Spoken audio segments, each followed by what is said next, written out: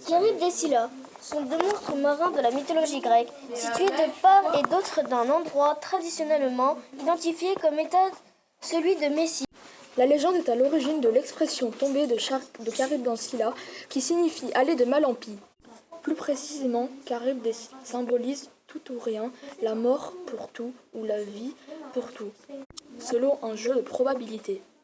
Scylla incarne la mort certaine pour une partie de l'équipage, mais la vie pour les autres. Il s'agit d'un choix entre le sacrifice calculé ou l'avenir aléatoire de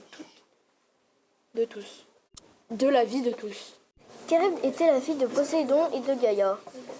Elle était perpétuellement affamée.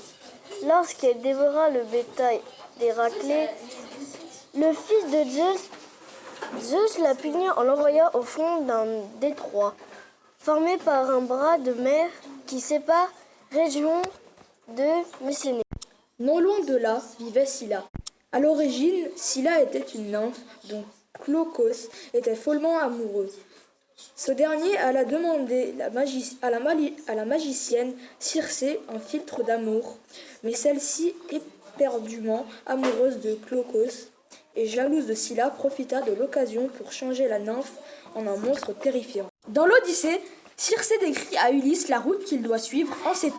La route vous-même entre les deux écueils. L'un dresse jusqu'au vaste ciel, sa cime pointue, un nuage entoure, bleu sombre.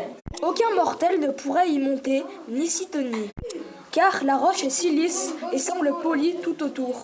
Au milieu de cette roche, une sombre caverne donnant au nord-ouest vers les rêves. Droit sur elle, vous mettrez le cap de votre creux navire au noble Ulysse.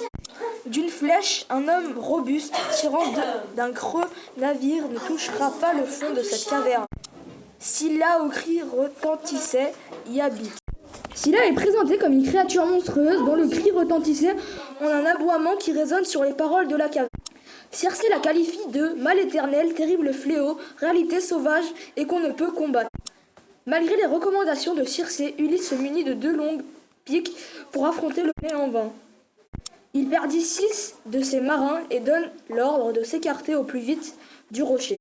Quant à Charybde, elle engloutit l'eau noire 3 fois par jour et la vomit. 3 fois, elle l'engloutit. Ce gouffre est d'une force telle que Poséidon lui-même serait impuissant à sauver celui qui serait pris dans ce tourbillon.